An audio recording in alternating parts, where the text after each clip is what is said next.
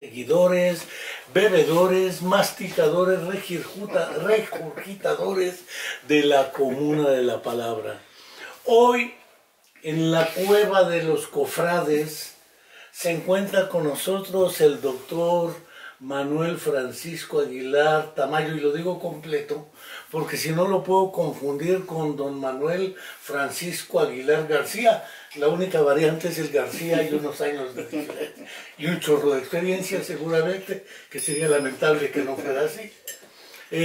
No quiero dejar, como cada semana lo hago, de recordarnos que una semana más, un mes más, y la mentira histórica sobre los 43 estudiantes de la Escuela Normal Rural Raúl Isidro Burgos de Ayotzinapa sigue pendiendo como una deuda histórica, y que no hemos creído nunca dicha mentira.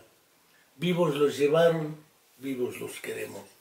Tampoco quiero dejar de enviar y recordar a nuestra querida amiga Angélica, que seguimos esperando, porque viva la llevaron, viva la queremos, a nuestra estudiante de la Facultad de Medicina, de Psicología Viridiana, que hace ya más de 5 años se encuentra desaparecida.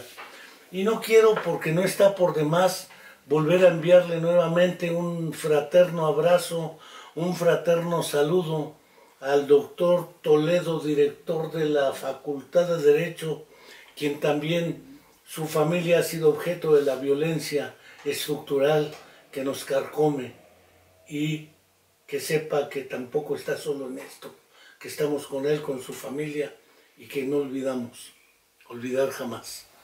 No quiero dejar de agradecer ahora sí a Manuel Aguilar, ya fuera de todas las formalidades del lenguaje churrigueresco, dijera el buen René Santoveña, pero son las enseñanzas que don Manuel Francisco Aguilar García nos deja, porque él es un sabio bebedor de la lengua, en el mejor de los sentidos, no de esa que se comen los taquitos, sino de la lengua filológicamente hablando, aunque no nos den la biblioteca de José Vasconcelos, que se dieron al filólogo. Pero el día de hoy hablaremos con el doctor Manuel Aguilar a propósito del Seminario Internacional Vygotsquiano, algo así como Vygotsky, teoría y método.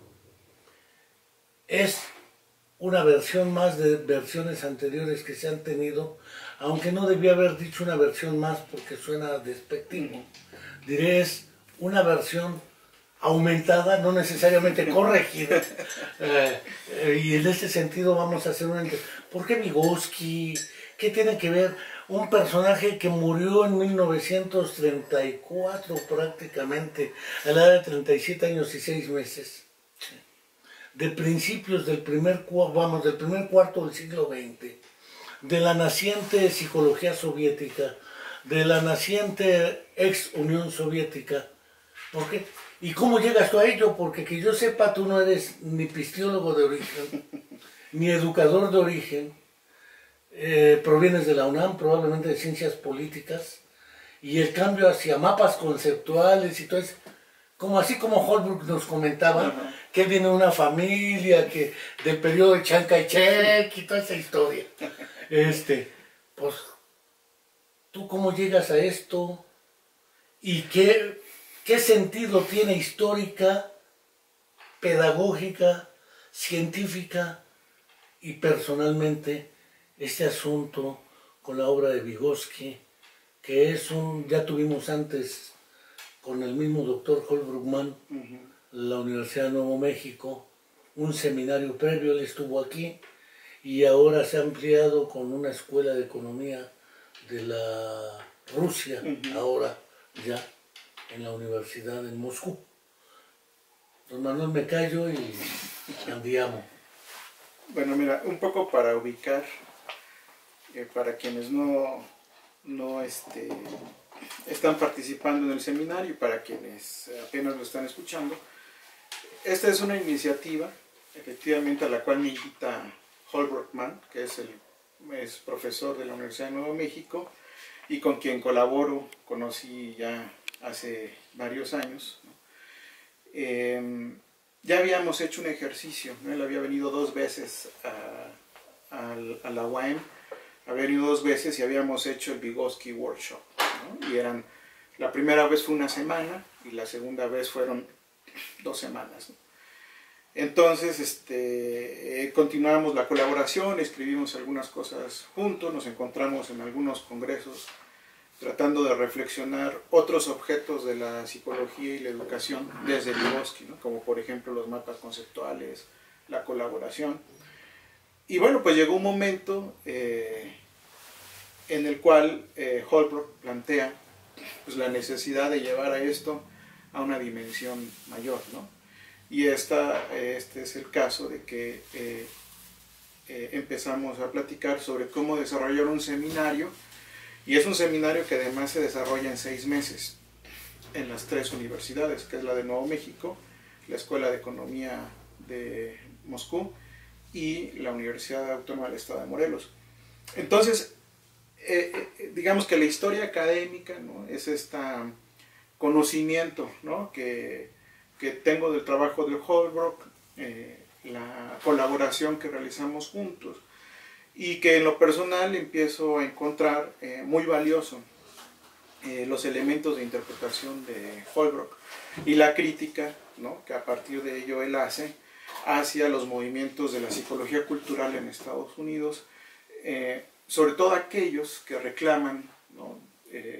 Desprenderse de la propia propuesta de Vygotsky, ¿no? Porque pues ya Michael Cole planteaba también en su libro de psicología cultural pues un desarrollo propio de la psicología cultural, ¿no? Pero con el conocimiento de Vygotsky pues muchos empiezan a encontrar una fuente importante. Entonces lo que empiezo a observar en las discusiones, en los debates, en los congresos, ¿no?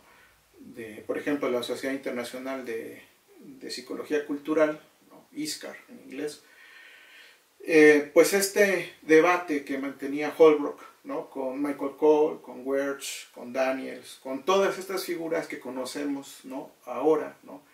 Como psicólogos en esta vertiente cultural, y que efectivamente han ofrecido teorías y explicaciones y modelos experimentales muy importantes, pero claramente el debate de Holbrook se centra en el aspecto metodológico, cómo comprender a Vygotsky, no solamente cómo inspirarse en él, sino cómo comprender esa idea. Probablemente quien ha hecho también esa aproximación, me parece desde la perspectiva marxista, ha sido Karl Ratner, ¿no? Pero lo ha llevado él justamente al desarrollo de sus propios métodos experimentales, culturales muy interesantes, pero es un desarrollo un poco distinto a esta otra escuela, ¿no? Entonces, bueno, el origen, ¿no? El origen académico del seminario tiene que ver con ese conocimiento y reconocimiento, ¿no? Yo llego a Holbrook porque estoy buscando a ver a John Steiner, y cuando le platico a ella qué es lo que yo quiero hacer, ella me dice, me parece que la persona indicada para discutir estos aspectos es Holbrook, ¿no? En un primer momento me sentí un poco como rechazado, decepcionado, ¿no? Sí, ¿no? Porque digo, bueno, yo vengo buscando a Veer porque hay un libro para mí muy importante que se llama Notebooks of the Mind, ¿no? Y me inspiró mucho ese libro. De ver a John Steiner. Sí. Y por eso llego a ella, pero cuando le planteo los problemas me dice, no, pues me parece que Holbrook es la persona con la que tendrías que discutir. Y bueno, pasado este momento, ¿no? De ¿cómo es posible? ¿No? Yo quería Pareces millennial, que ya quieren dirigir el país en 3 meses, cuando lo han dirigido de su vida en 20 años. Y bueno, fue el inicio, ¿no? El inicio de una muy intensa colaboración, ¿no? Es una colaboración guerrillera, ¿no? Porque nos dejamos de ver con Holbrook y de pronto hay ataques intensos durante semanas, ¿no? Y de pronto tenemos que descansar para reflexionar. Y bueno, hoy era en este seminario era una decisión muy importante, porque establecer este tipo de relación académica significa 6 meses intensos de discusión, lectura, reflexión, etc. Y es a lo que estamos invitando a todos los participantes que pues ahora sumamos aproximadamente 80 en la comunidad internacional en el seminario, ¿no? Algunos en Cuernavaca, otros en Nuevo México y otros en Rusia. Es decir, es un seminario de reflexión, discusión, análisis a partir de los planteamientos, sugerencias, propuestas y desarrollos teórico-conceptuales de Vygotsky. Sí. Es un seminario presencial y a distancia simultáneamente, Sí. porque el horario de Moscú y el horario de México, a la hora en que ocurre en México, seguramente no facilita las cosas para que la simultaneidad se asegure. Sí, de hecho, en este momento estoy faltando a la sesión de Moscú, porque está ocurriendo ahora, ¿no? Sí, necesitamos organizar eso, porque también los tiempos institucionales pues no son los tiempos de la reflexión académica, ¿verdad? Como queda claro en muchos ejemplos. Sí, lo que pasa es que ahora tenemos un fenómeno que no teníamos hace 20 años. Recuerdo muy bien una vieja discusión a partir del biólogo y epistemólogo, y no me canso de reiterarlo, biólogo y epistemólogo Jean Piaget. Aunque algunos dicen psicólogo, pero ni Piaget mismo quería que le dijeran psicólogo.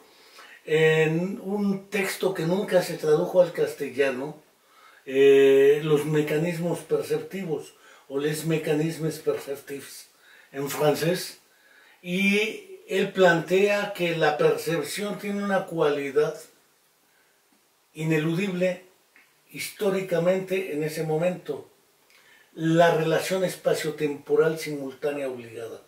Para que yo hable de percepción, el objeto percipiente, el sujeto percipiente, el objeto perceptible y el campo donde se encuentran deben estar simultáneamente presentes, o no hay percepción. Lo demás sería alucinación. Es definición clásica de Esquirol de alucinaciones. Sin embargo, hoy la tecnología permite que en Moscú, tú o yo, y en Nuevo México, Holbrook, estemos al mismo tiempo compartiendo en diferente espacio, lugar y tiempo. Pero ese es un problema también de los usos de la tecnología, que algunos la desprecian porque dicen que ya no pensamos gracias a la tecnología. Yuval Noah entre ellos, que la tecnología nos va a desplazar hasta el trabajo. Sin embargo, vale la pena apuntar un asunto quizá un poco más personal. ¿Cómo llegas tú a esto? Decía, de la ciencia política. ¿Cómo das ese triple salto de la muerte y sin red a Vygotsky? Porque entiendo el acercamiento a la antropología cultural, por ejemplo, que a Vygotsky le pegaron por eso en el periodo de Stalin. La psicología cultural que ya manejaba Rogelio Díaz Guerrero, por ejemplo, en México, siguiendo a otros personajes en Estados Unidos, con el diferencial semántico y otra serie de fenómenos culturales que ya se trabajaban. La misma antropología, desde los siglos XVIII, XIX ya venía trabajando esta cuestión. No me parece impensable que llegaras a ello, pero mapas conceptuales, Vygotsky, psicología cognitiva, la categoría de representación, Ángel Rivière, ¿cómo te nace? ¿De dónde? Porque el cerebro no eyecta Vygotskis, Lurias, Leontievs, como el páncreas insulina. Si no leas el tomo 6. Si no lees el tomo 6 de Vygotsky. Bueno, como historia más general, yo creo que hay una gran parte vivida, ¿no? De una herencia viva, ¿no? Que tiene que ver evidentemente con el trabajo de mi padre y de mi madre, ¿no? En la educación. Pero en la parte más... mi madre siempre siendo ella profesora más hacia las ciencias naturales, yo tenía un interés sobre la biología, ¿no? Vas a parecer mejor porque sus ejemplos. Sí. Y mi padre, pues en el área siempre de la psicología educativa, la educación. Y yo creo que el primer contacto que tengo con la psicología a nivel de ejercicio, pues serían los mapas conceptuales. Esto es resultado de una dificultad que yo encontraba en comprender ciertos textos, ¿no? Que las lógicas tradicionales dirían que no me correspondía leer, ¿no? Y mi padre me dice, bueno, pues aquí hay una herramienta que te puede ayudar a desarrollar comprensión, ¿no? Y me dio el libro de Aprender a Aprender De Novak. de Novak. Entonces me dice, concéntrate en este capítulo, pero evidentemente la curiosidad era, ¿por qué, no? O sea, ¿por qué dice que va a funcionar? Y bueno, empiezo a comprender y desarrollar habilidades para la técnica, y pues hago mi primera lectura en psicología educativa o en teoría educativa con principios educativos, ¿no? Ahí sería un debate de ver en dónde se encuentra esta perspectiva de Novak. Pues fue mi primer acercamiento, ¿no? El segundo momento importante fue con Merani, ¿no? Estando mi papá en contacto con Merani y estando toda la obra de Merani en la casa, en algún momento, supongo que en algún tipo de tarea escolar, surge el problema del concepto de cultura, ¿no? Y eso estamos hablando, pues yo creo que en la preparatoria más o menos. Y entonces, el primer texto que leo es Carta Abierta a los Consumidores de Cultura. Y luego el de Carta Abierta a los Consumidores de Psicología, de Merani. Y bueno, esos son los textos decisivos que a mí me hacen preguntarme acerca de lo simbólico, de la comprensión, de la representación, del pensamiento. Tal vez no en esas categorías, pero sí como una forma de poner en duda que todos vemos lo mismo y que todos pensamos exactamente lo mismo. Déjame meter un dato nada más curioso, pero en un capítulo del Handbook of Neuropsychological History de Oxford, sobre historia de la neuropsicología en América Latina, el doctor Juan Carlos Arango coordina todo un equipo dentro del cual me invitó, y cosa que agradezco. Sostenemos que el primer trabajo publicado en América Latina sobre neuropsicología es de Alberto Merani, una traducción que hace de Sergio Levi, que sea Neuropsicología y Pediatría. Y después escribe él Neuropsicología Infantil. Que es curioso el papel de Alberto Merani, argentino, que acaba muriendo en Venezuela y que además era muy amigo de tu papá. Así es. Nos donó la biblioteca personal al fallecer a la UAM, y su biblioteca personal quedó en lo que hoy es el CIPSI. Así es, sí. Pero era el breviario cultural. Sí, no, y bueno, esto se expande en otro... Ya que estás preguntando con respecto a las redes personales, hay otro momento muy interesante para mí. Porque la lectura que hago en un interés... en un interés, sí me di cuenta, pero dije, bueno, déjalo ser. Perdón, fue un lapsus. Te decía que otro encuentro a nivel más personal fue justamente el evento que hubo en torno a Merani, donde, pues ya que lo preguntas, ¿no? Yo llevaba una serie de ideas con respecto al concepto de cultura, que era lo que ya me interesaba. A mí ese evento fue en el... ¿Cuándo fue el...? No, quizá 95, 96. Sí, era estaba como director de la Facultad de Psicología Santoveña. El psicólogo Santoveña, y debe haber sido 96, sí. 94, porque en el 96 fue el de Vygotsky. Sí, 94. Y ahí conocí bueno, ahí vi, no recuerdo si ahí te conocí, pero ahí te vi en esa participación en ese evento, ¿no? Y estuvo Víctor Patiño, estuvo Michael Cole, estuvo... No, Michael Cole estuvo... Vino en el 92 con el de balón. Ya. Sí, no, ese no. Y bueno, ese fue un encuentro muy interesante porque en esas discusiones, ¿no? A pesar de que había una construcción muy específica sobre problemas de la psicología y también se abordaban elementos de problemas de la educación, ¿no? Yo empecé a reconocer ahí otro tipo de problemas más amplios, ¿no? Que evidentemente la postura de Merani había tratado, como era la condición, ¿no? decolonizada, ¿no? De los pueblos latinoamericanos, y la puesta en duda de si los hallazgos en contextos completamente distintos, socioculturales, podrían ser traducidos de manera inmediata para comprender la realidad de la enseñanza y el aprendizaje en Latinoamérica y estos contextos extremos y marginados, ¿no? Entonces, uno que plantea Vygotsky con respecto a Marx. Marx podría ser transliterado o trasladado literalmente a la psicología, cosa que Leontief, Rubinstein y otros plantearon que sí. Pero bueno, esa es otra historia. Y bueno, eso es. Ahora, yo creo que en realidad, en esta obligación de reflexionar que te me preguntas, ¿cómo llego?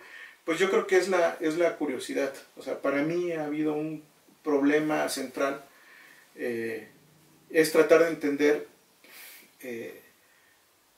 cómo pensamos y cómo pensamos de manera más profunda o más amplia, ¿no? Y bueno, este problema lo he ido formulando de distintas maneras, ¿no? O sea, en una trayectoria personal. Primero lo pensaba desde la lógica de la construcción cultural, ¿no? O sea, cómo la cultura nos permitía observar y no observar cosas, ciertos conceptos como el tiempo, o el trabajo, ¿sí? O el beneficio, confrontando, ¿no? Para mí fue muy, como estudiante de ciencia política, hacia el final, fue un golpe muy fuerte cuando es el movimiento de Chiapas, ¿no? Que me toma por sorpresa, y me toma por sorpresa porque mi reflexión es cómo es posible que siendo tan extremas estas condiciones, ni siquiera sea motivo de reflexión y que haya pasado todo el trayecto de una carrera de ciencia política que tendría que dedicarse a comprender los procesos políticos y culturales de las comunidades y las sociedades y los gobiernos. ¿Cómo es posible que para mí sea algo nuevo, ¿no? Y más grave cuando tu padre y tu madre son de Chiapas. Sí, sí, claro. Sí, aquí el problema no es, en lo anecdótico uno puede reconocer experiencias, ¿no? Saber los entornos, conocer a los personajes, saber ciertas prácticas. No, pero aquí era una dimensión, o sea, un tipo de comprensión distinto, o sea, una incomprensión a nivel, o sea, yo no podía entender qué había pasado y cuáles eran las consecuencias de esto desde la ciencia política. Por eso mi tesis en la licenciatura habla de dos conceptos, que es civilización y civilización y desarrollo, y utilizo las conceptualizaciones de Edward Morin sobre la civilización, oponiéndolas a ciertos conceptos que suponían, ¿no?, las ideologías neoliberales sobre el desarrollo. Y en este proceso,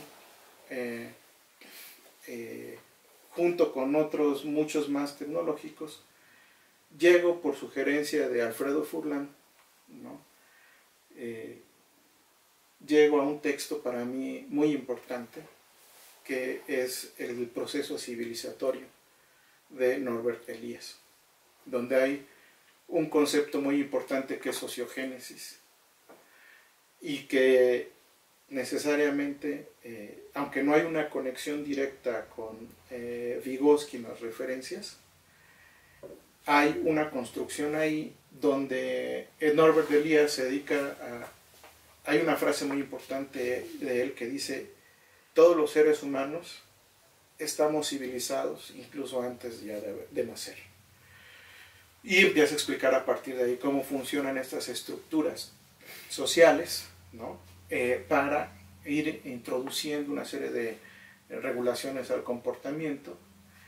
Y bueno, aunque la construcción del texto es sociológico, pues para mí me iba resonando a nivel psicológico, ¿no?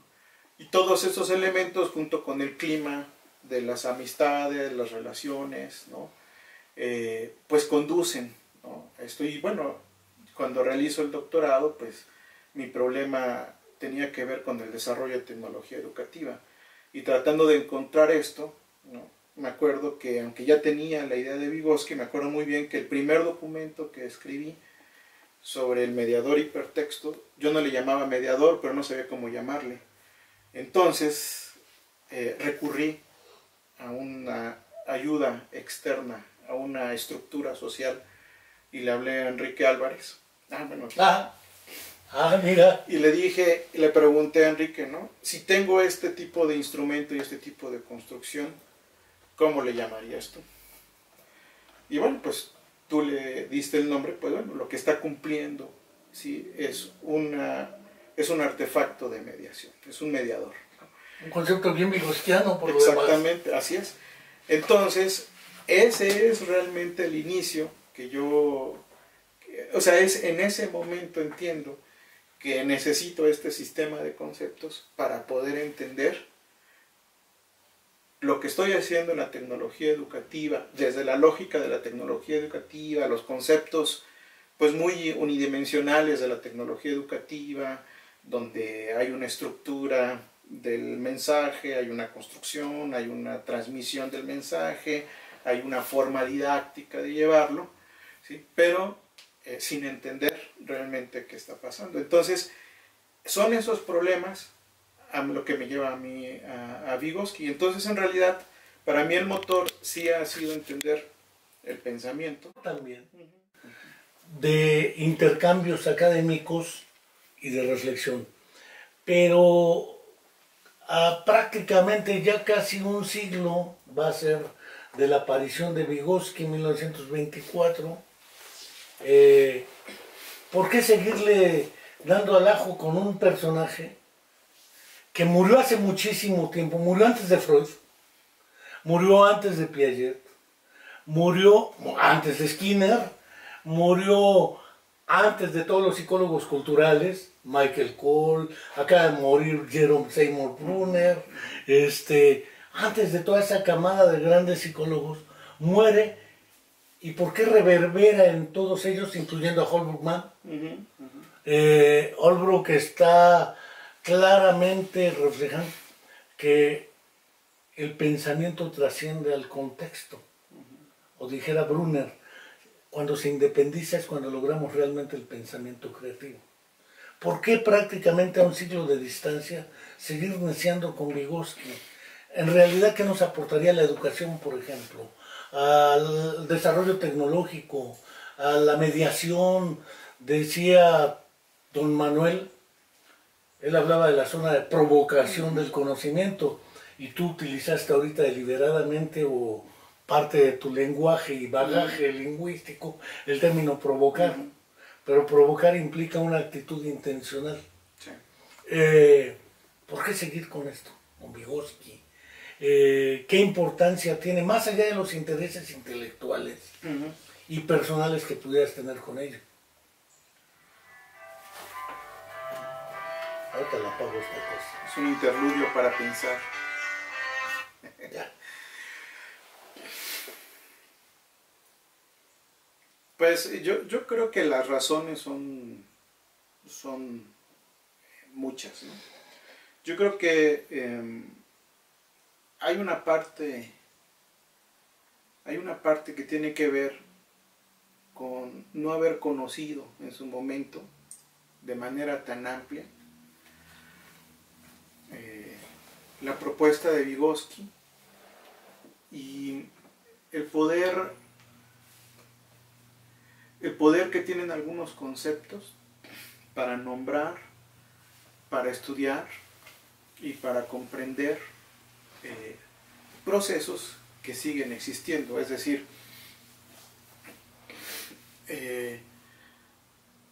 el contexto de la educación o los contextos culturales, ¿no?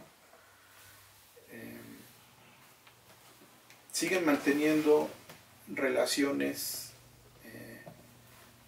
que fueron descritas y estudiadas por Vygotsky. En ese sentido, la vigencia de estas construcciones teóricas o conceptuales se mantiene, ¿no? Ahí creo yo que Vygotsky atiende una serie de problemas fundamentales que no cambian en la forma en que el sujeto se relaciona con la realidad, cómo desarrolla la actividad.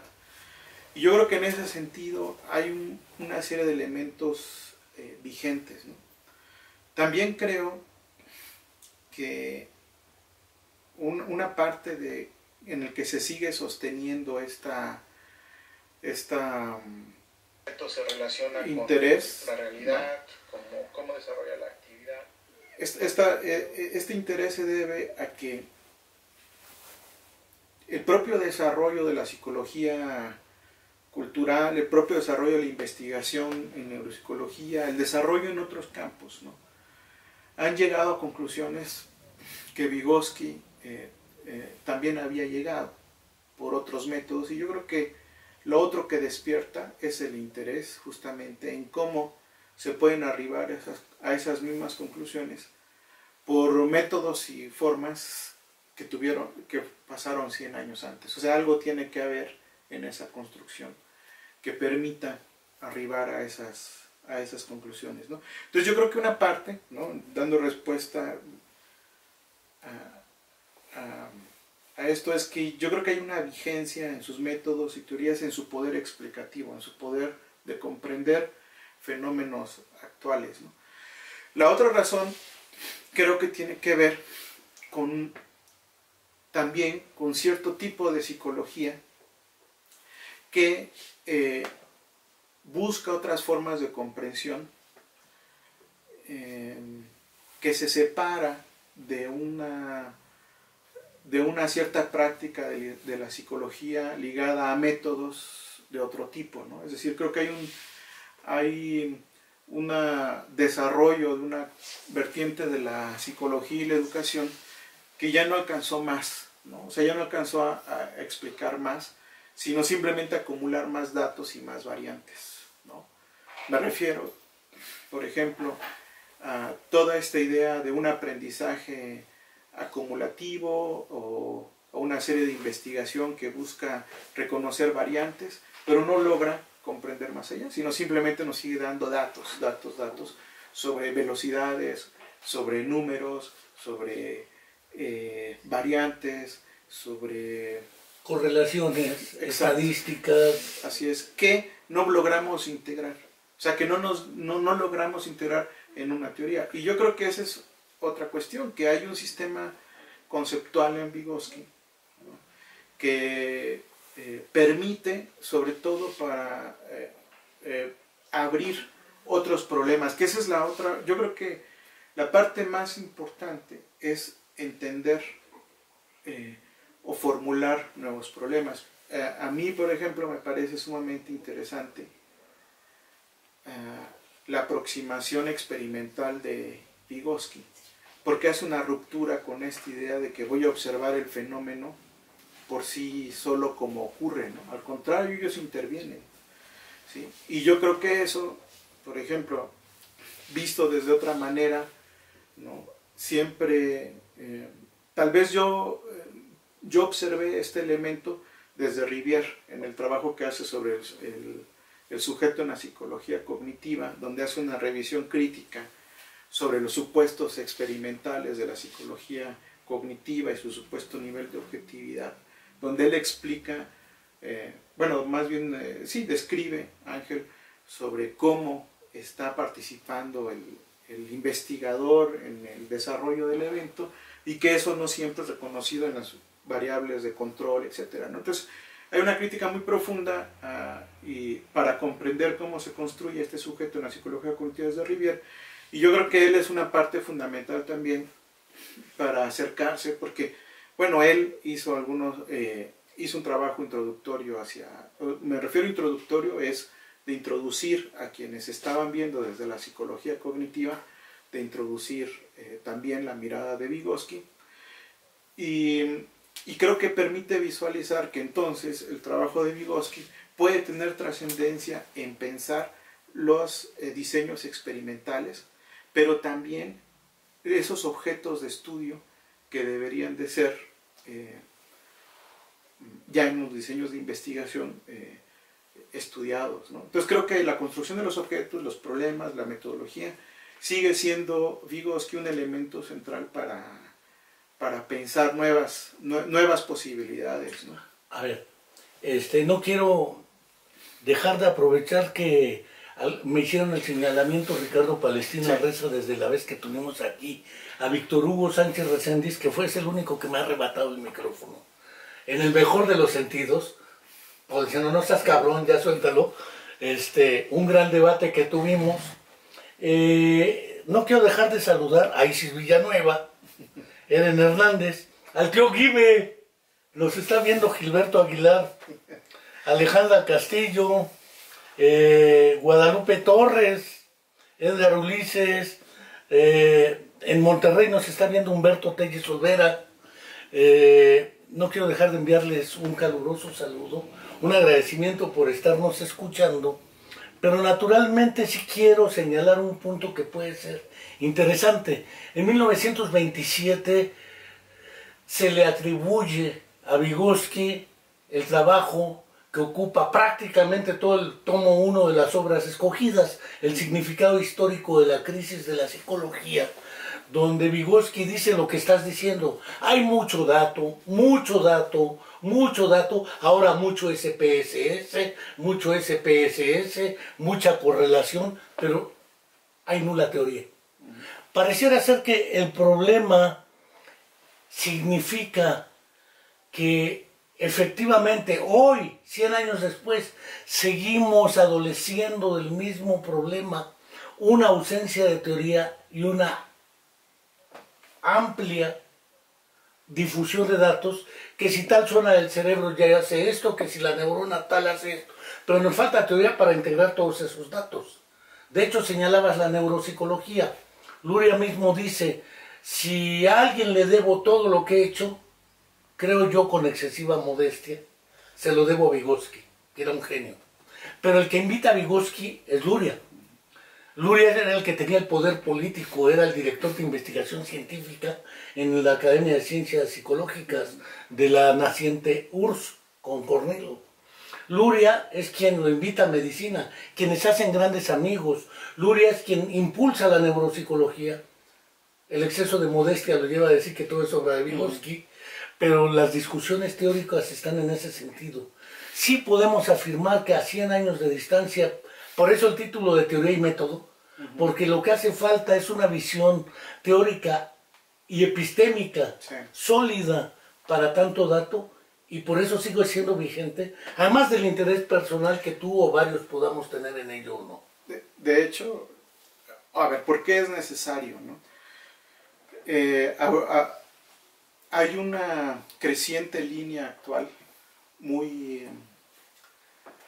que empieza a ser muy popular y que en algunos casos, no en todos, carece de un sentido, que es lo que le han llamado la neuroeducación, que busca, ¿no?, bajo los hallazgos neurocoaching y todo. Exactamente, ¿no?, mientras los hallazgos fragmentados de ciertas investigaciones, ¿no?, suponer que puedes inducir, facilitar, propiciar el aprendizaje si utilizas un color, un contraste, un tipo de luz, una frecuencia de sonido, es decir, una serie de elementos, ¿no?, que en apariencia parecieran, ¿no?, un desarrollo más poderoso de las herramientas educativas, cuando en realidad pues, están introduciendo conceptos que ya los hemos visto también anteriormente como aplicaciones simplificadas, ¿no?, como cuando fue toda la corriente de la tecnología educativa y se suponía que estar frente a un televisor podría mejorar, ¿no?, la comprensión de un fenómeno en física, por ejemplo. Entonces, yo creo que por eso es importante. La otra, fíjate, esto que mencionas es bien interesante. Yo creo que Vygotsky es interesante porque es incómodo, es decir, desde una postura más incómodo para el poder soviético e incómodo para afuera. Sí, por supuesto, e incómodo en la actualidad. Figuras como Vygotsky no podrían, ya no pueden existir en la racionalidad de las universidades actuales, ¿no?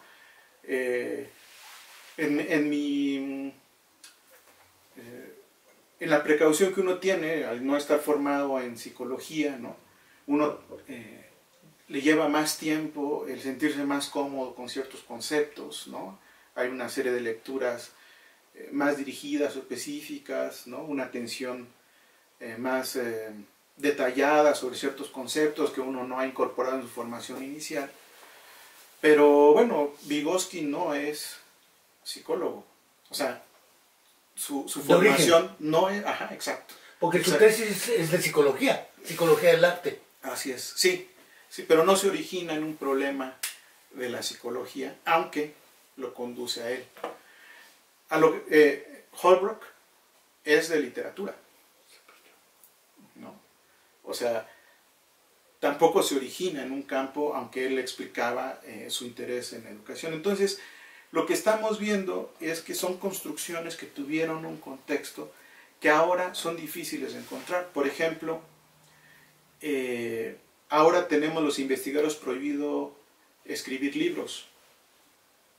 La única posibilidad de construir un sistema teórico es un libro, por la dimensión. En un artículo vas a describir un experimento. Y en un capítulo del libro vas a describir un conjunto de resultados. Y ganar puntos. Exacto, así es. Bueno, ya los capítulos tampoco valen, nada más los artículos. Entonces un artículo de 20 páginas, ¿no? Difícilmente te va a ayudar a construir eso. Entonces creo, ¿no?, que lo que está pasando y lo que va a seguir pasando en muchas áreas de las disciplinas es que se van a seguir encontrando en ciertos personajes que han construido sistemas teóricos, van a seguirse encontrando elementos para plantear nuevos problemas, para plantear nuevos experimentos y nuevos estudios. Creo que en ese... No creo que sea un problema en términos de construir nuevo conocimiento, pero sí es un conocimiento que yo creo que va a ser, bueno, ya nos los demuestran otras disciplinas, que es mucho más acumulativo que comprensivo, ¿no? Entonces, es acumular datos, fuentes, ¿no? Se hace viejo. El estudio nuevo es nuevo porque haces el mismo instrumento que usaste hace 20 años y obtienes resultados distintos, sin que sigas en entender qué pasó, ¿no?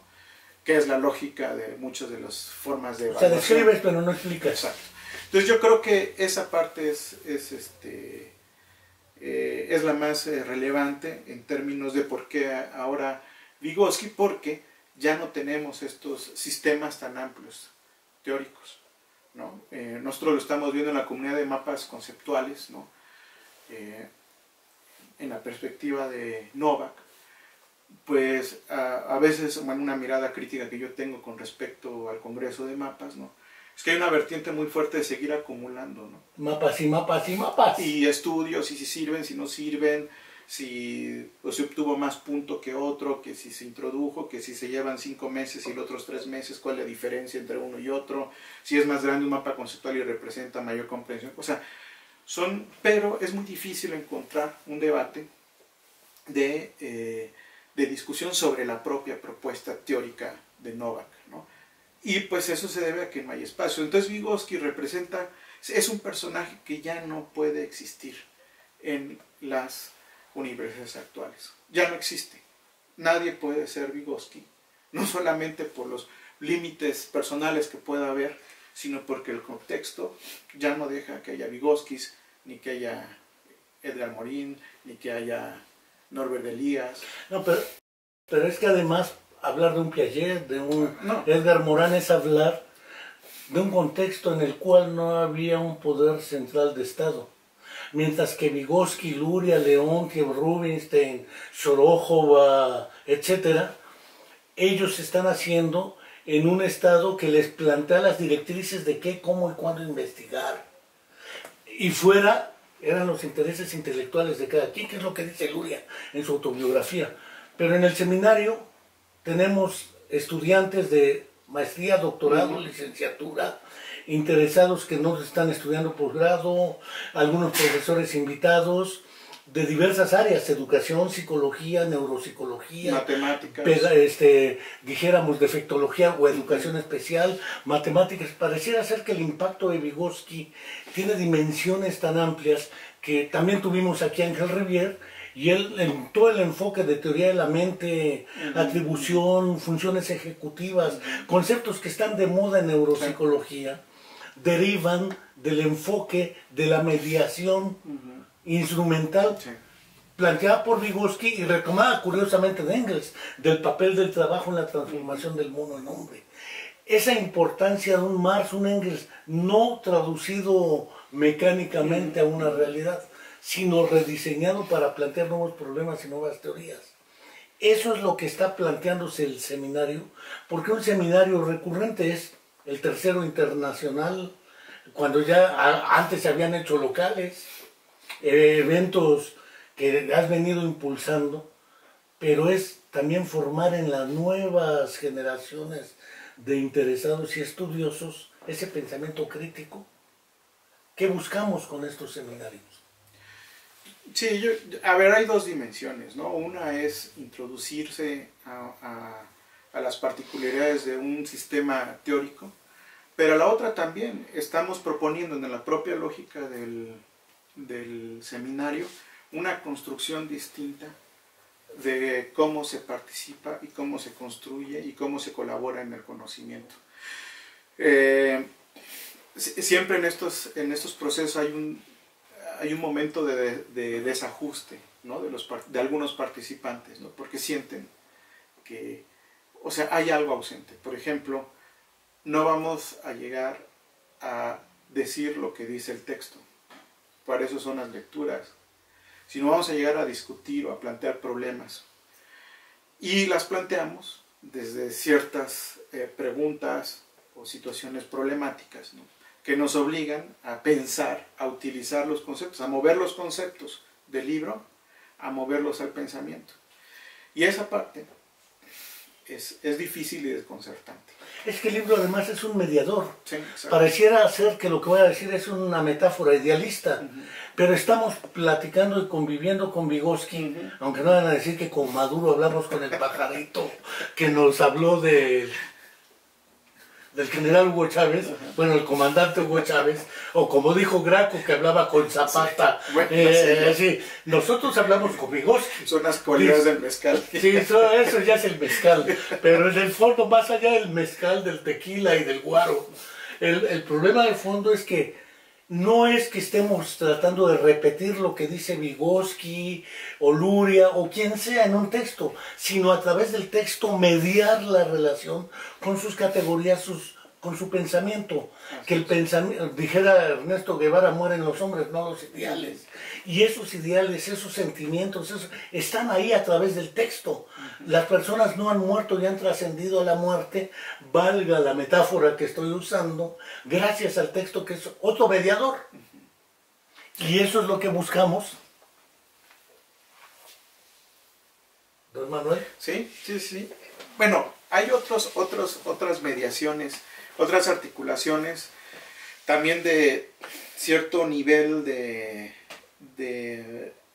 que tienen cierto nivel de reto, ¿no? Por ejemplo, en el seminario tenemos la participación en grupos de discusión, ¿no? Los grupos de discusión se arman a partir de presentar preguntas, problemas o reflexiones a través de los materiales. Los materiales del seminario son compuestos por una selección de lecturas, pero también por una serie de videos y presentaciones y otros materiales que se van agregando en el proceso del seminario, y donde los grupos de interés, o sea, los participantes reunidos a partir de problemas comunes o temáticas comunes, discuten entre ellos e interaccionan, planteando, debatiendo, replicando.